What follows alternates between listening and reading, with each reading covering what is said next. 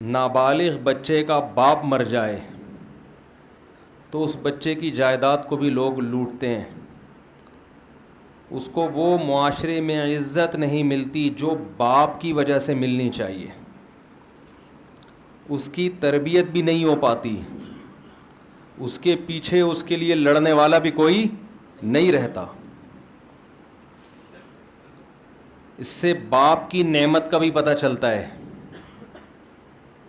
دیکھو عجیب بات کہ بچپن میں آپ کی ماں کا انتقال ہو جائے, اللہ نہ کرے کسی کی والدہ کا انتقال ہو, لیکن اگر ہو جائے تو شریعت میں اس بچے کے لیے کوئی الگ سے لفظ موجود نہیں ہے.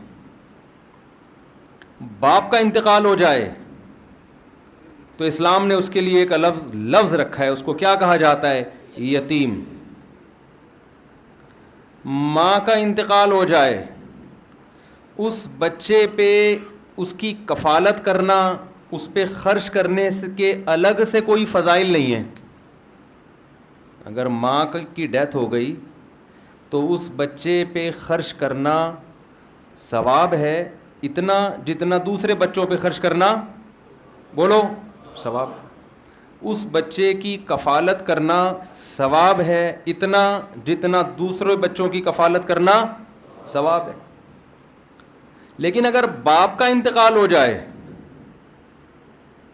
تو پھر اس کی کفالت کرنا اس بچے کی ثواب ہے اتنا نہیں جتنا دوسرے بچوں کی کفالت, بلکہ اس سے کئی گنا زیادہ. اس بچے پہ خرچ کرنا ثواب ہے کتنا جتنا دوسروں پہ خرچ کرنا, نہ بلکہ اس سے بہت زیادہ. اس سے یہ بات تو معلوم ہو گئی کہ اسلام کی نظر میں بچپن میں بچے کی ماں کی ڈیتھ ہو جائے یہ بھی نقصان ہے, لیکن باپ کی ڈیتھ ہو جائے تو اسلام اس کو چھوٹا نقصان نہیں بلکہ بڑا نقصان مانتا ہے. اس سے بچے کی زندگی میں باپ کی ویلیو کا اندازہ ہوتا ہے کہ نہیں ہوتا؟ ابھی مجھے غصہ آنا شروع ہو گیا کیونکہ میں بھی باپ ہوں نا. ماں کی اپنی حیثیت ہے لیکن میرے بھائی باپ بھی کوئی چیز ہوتی ہے, ٹھیک ہے نا, اس کو بھی کوئی تھوڑا سا پروٹوکول, کیونکہ آج کل معاشرے میں سوسائٹی میں ابا کی ویلیو ختم. اعتدال نہیں ہے کسی بھی چیز میں, کسی چیز میں. تو ماں کے حقوق بہت زیادہ ہیں, اس میں دو رائے نہیں ہو سکتی, لیکن جو باپ کے حقوق ہیں وہ بھی اس کو دینے چاہیے. لیکن خوب سمجھ لو, اس کا یہ مطلب ہرگز نہیں ہے کہ اسلام باپ کو ویلیو کم دے رہا ہے, کیونکہ یتیم کے فضائل اسلام میں زیادہ ہیں. اس کا مطلب باپ کے مرنے کو اسلام اولاد کا زیادہ بڑا نقصان سمجھتا ہے بنسبت ماں کے مرنے کے. اس لیے اسلام نے سربراہ اگر کسی کو بنایا ہے, آرڈر اگر کسی کا چلے گا تو وہ باپ کا چلے گا. باپ اور ماں کے آرڈر میں اگر ٹکراؤ ہوگا تو اسلام اولاد کو کیا کہتا ہے, کس کو فالو کرنا ہے؟ باپ کو فالو کرنا ہے. پھر آج ہماری خواتین میں یہ بڑا مسئلہ ہو گیا ہے, یہ بڑا مسئلہ ہو گیا ہے کہ گھر میں باپ کی حیثیت ایک مکھنچو کی بنتی جا رہی ہے. مکھنچو سمجھتے ہیں جو ہیں, جو یہاں بیٹھے ہوئے ہیں,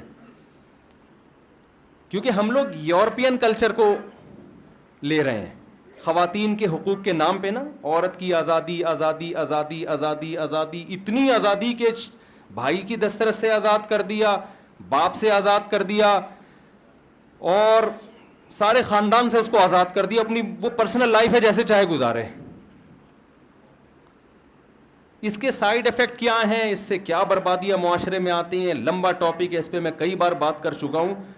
یعنی غلو ہے, رائٹس دینے پر آئے ہیں ویمن کو, تو ایسے رائٹس دے دیے جو نیچر کے خلاف, اور مرد کی ویلیو گھر میں 2 ٹکے کی نہیں رہی ہے. اسلام نے بیلنس رکھا ہے. عورت کو حق یہ دیا کہ سربراہ تو مرد ہی ہوگا, لیکن عورت کا حق کیا ہے؟ اس سے مرد محبت کرے, اس کے حقوق پورے کرے.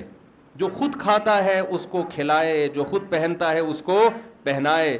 یہ نہیں کہ باہر دعوتیں پھوڑ رہا ہے اور لگژری لائف گزار رہا ہے اور بیوی کو گھر میں قسم پرسی کی حالت میں رکھا ہوا ہے. تو وہ اپنے حقوق ہیں. لیکن میرے بھائی سربراہ کس کو بنایا ہے؟ بولو باپ کو بنایا. یہ میں اس لیے نہیں کہہ رہا آپ کے حقوق دلانا چاہتا ہوں, میں اس لیے نہیں کہہ رہا. گھر میں مرد کے سربراہ نہ ہونے سے جو فسادات پھیل رہے ہیں, ہمارا کلچر جو تباہ ہو رہا ہے نا, اس کی تباہ کاریاں کی لسٹ اتنی بڑی ہے کہ اگر میں ان کو بیان کرنا چاہوں تو صبح ہو جائے گی, وہ ختم نہیں ہوں گے. اتنے فسادات پھیل رہے ہیں اس سے. صحیح بخاری کی حدیث, لن يفلح قوم ولوا اہم امورهم الى المرأة او كما قال صلی اللہ علیہ وسلم, وہ قوم ہرگز کامیاب نہیں ہو سکتی جو اپنے اہم معاملات عورت کے سپرد کر دے. نہیں آ رہی میرے خیال ہے بات سمجھ؟ جو اہم معاملات کس کے حوالے کر دے؟ عورت کے. جہیز کتنا دیا جائے گا کون فیصلہ کر رہا ہے؟ پیسہ باپ کا خرچ ہو رہا ہے, فیصلہ کون کر رہا ہے؟ اماں. جہیز دینا بھی ہے کہ نہیں دینا کون فیصلہ کر رہا ہے؟ اماں.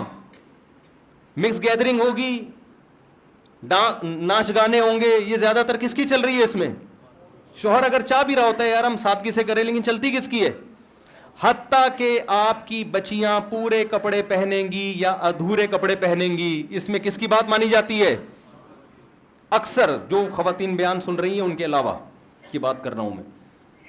اکثر کیا ہوتا ہے, مرد کہتا ہے بھائی میری بیٹی پورے کپڑے پہنے گی, فوراً عورتیں کیا کہتی ہیں؟ ایک تو آپ کو پتہ نہیں کہ اتنی سی بچی ہے, اتنی سی بچی ہے, کیا ہو گیا؟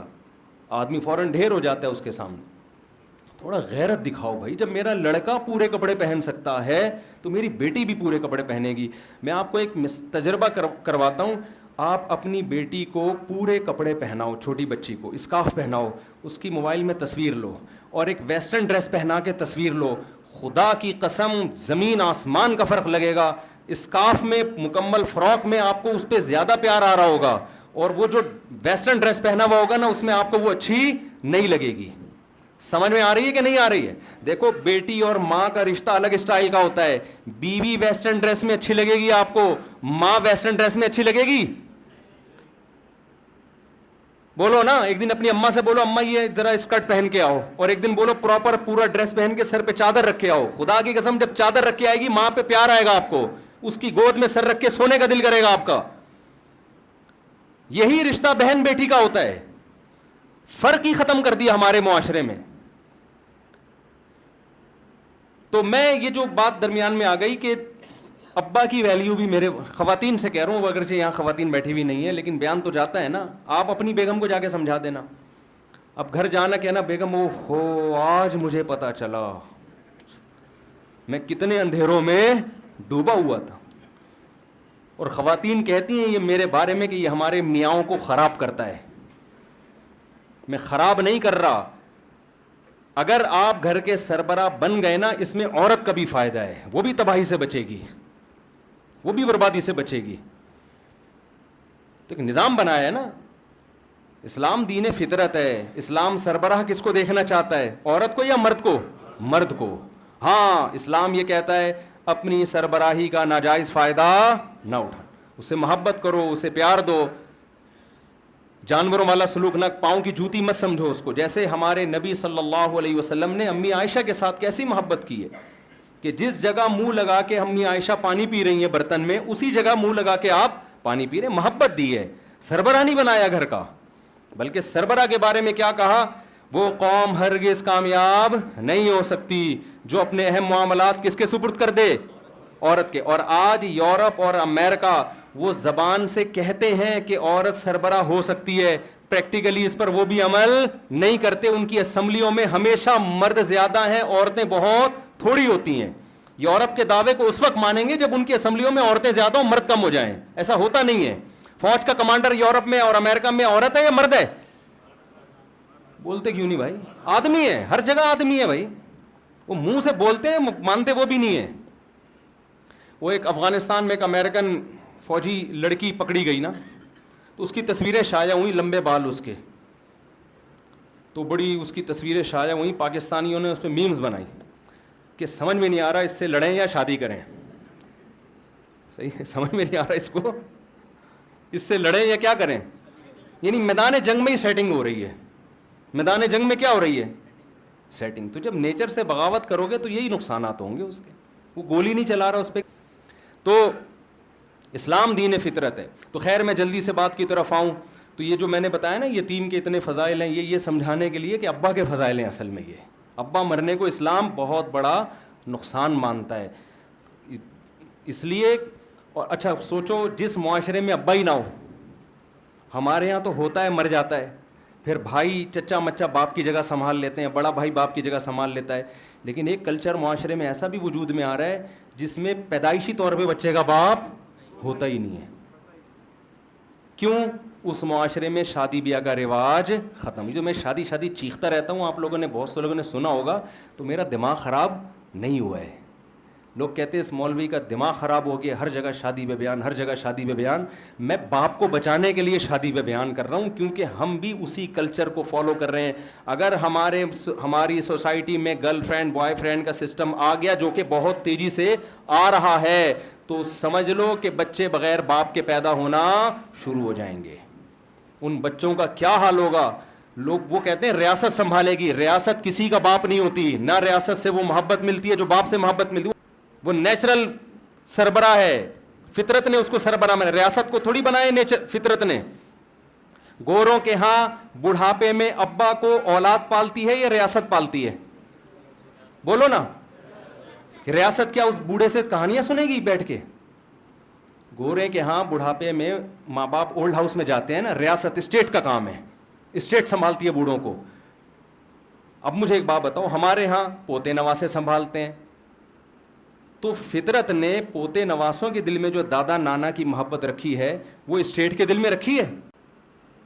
ہم یاد ہے ہم اپنی دادی سے کہانیاں سنا کرتے تھے, اپنے نانا سے ہم کہانیاں سنا کرتے تھے, ان کے پاؤں دبایا کرتے تھے, ان سے سر پہ ہاتھ پھروایا کرتے تھے. سفر میں جا رہے ہیں تو ان سے پوچھ کے, کہیں بیرون ملک سفر سے آ رہے ہیں تو سب سے پہلے نانی دادی کے پاس پیش ہوں گے. ریاست یہ کام کرے گی بوڑھوں کو؟ یہ پروٹوکول دے گی بوڑھوں کے لیے؟ تو یورپ نے تو سب کچھ ریاست اور اسٹیٹ کے ذمہ ڈال دیا ہے. ریاست تھوڑی کہانیاں, وہ تو اولڈ ہاؤس میں جمع کرا دے گی, ایک ڈاکٹر لگا دے گی.